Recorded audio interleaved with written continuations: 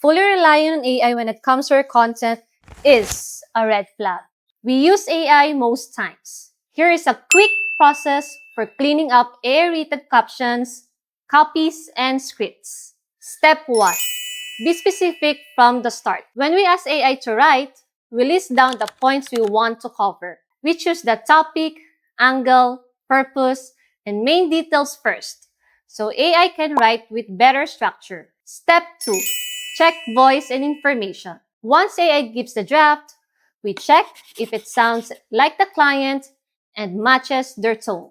We also review if the information is correct and if AI allowed the pointers we gave. If something feels off-brand, we make changes.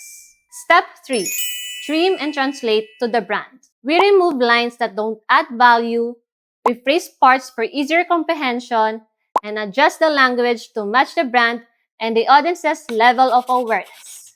The goal is a caption or script that sounds human, simple, and consistent with the brand.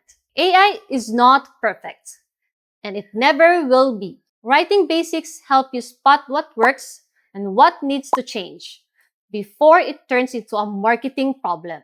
Strong content often comes from a mix of AI support and careful human editing. We share more tips on our page. You can binge our posts and follow us for more.